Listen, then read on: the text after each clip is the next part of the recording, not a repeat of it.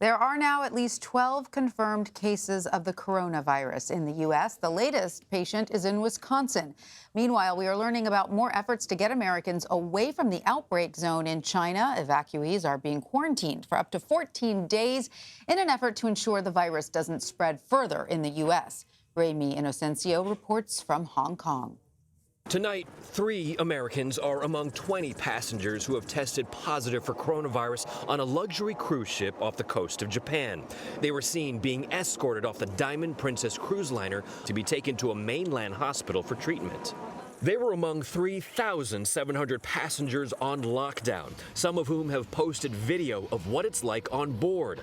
Masked health workers, virtually deserted public spaces. One passenger called the ship a floating luxury prison.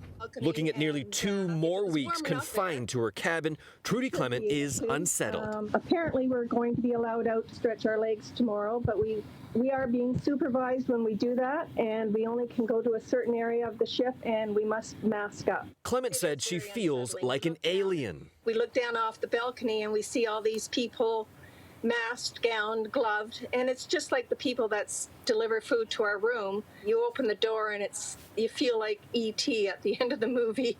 In China, one of the doctors who sounded the alarm about coronavirus died today of the illness. Meanwhile, 2 newborns, one barely 30 hours old, have been diagnosed with the virus.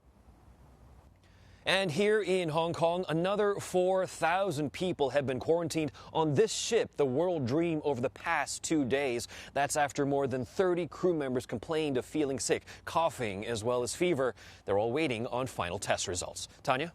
Remy Inocencio in Hong Kong, thank you. Dr. Amesh Adalja joins me now. He's a senior scholar at the Johns Hopkins University Center for Health Security. His work focuses on emerging infectious disease, pandemic preparedness, and biosecurity.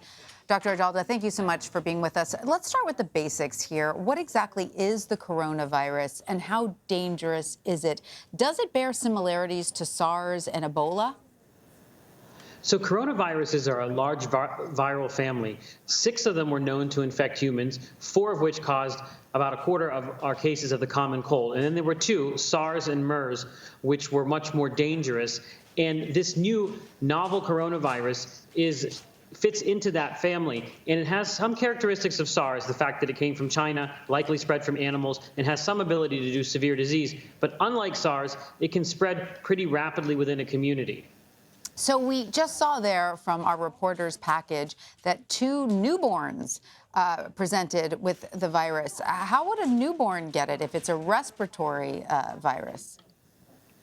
Well, newborns can get it through interaction with their mother or their caregiver who may have symptoms and may be coughing or sneezing or actually putting saliva on the baby. That's one way they can get it. There really hasn't been any reports of coronaviruses being transmitted in utero. That's something we have to look into, at least on the neonate that was infected 30 hours after birth. But we know that infants and neonates can get infection from other people, caregivers, who may have very mild illness and not know it, and handle the child and transmit the virus. It's so scary to so many people because it seems like it's a little unclear how exactly this virus spreads, and when somebody is infected with it, what is the window of their being contagious? That's still unclear, correct?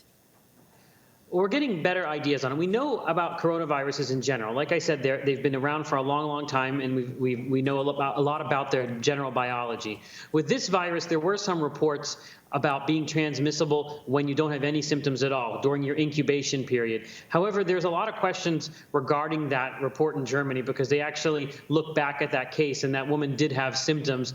They were very mild, and that's different than having no symptoms at all. But what we do know is that it does transmit through people in communities, those people that are coughing, that are sneezing, that have runny noses. Those are who are really driving this infection. Just like I said, this is something that causes the common cold, this viral family. So it causes a lot of symptoms that look like the common cold, and we all know how contagious the common cold can be, and that's what we're dealing with in many cities in China. And Doctor, Americans who are returning home from China are now being quarantined here. Do you believe that is justified, and is there a significant risk of this virus in the U.S.? I don't believe the quarantines are justified. What I would say is that we know that this is a respiratory virus, that it spreads efficiently from humans. We know that this had been spreading for approximately 2 to 4 weeks before it was even recognized in China. So that tells you that this likely has seeded many different countries and is causing mild illness in many countries that probably are mistaken for the flu or the cold because the symptoms are indistinguishable. So I don't think that quarantining or trying to contain this virus is really going to be feasible, and it is going to spread, and we are likely to see a mild pandemic. So you think it's already vastly underreported then?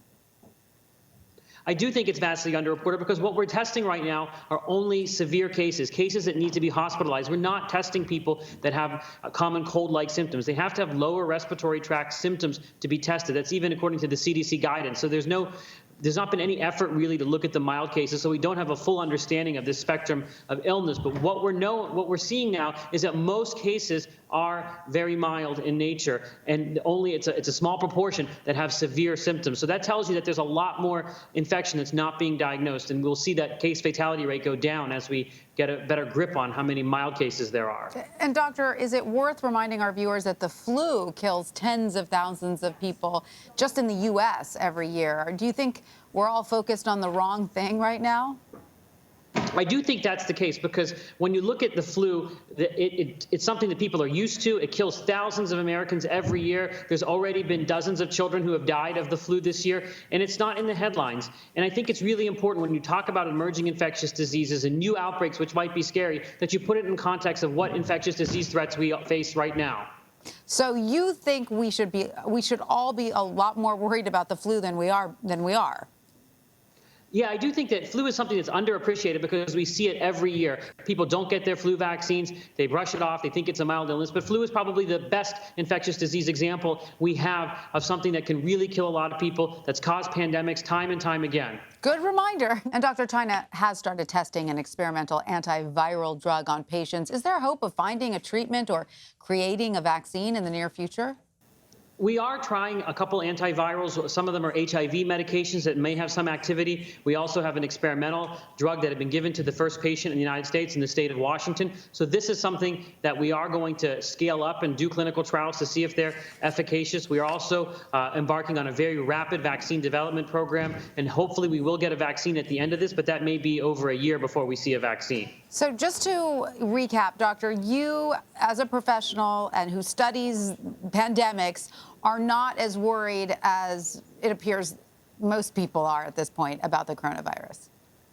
I'm concerned about this and the spread of it and what it will do to our healthcare systems, which really run at capacity. We're going to get patient surges that may be hard to handle. We're going to be burdened with this virus, but I don't think this is going to be cataclysmic. I think what we're looking at is more of an H1N1 type of scenario with a mild pandemic that is going to be disruptive and it's going to hospitalize people. But do I think it's going to be a severe pandemic? No.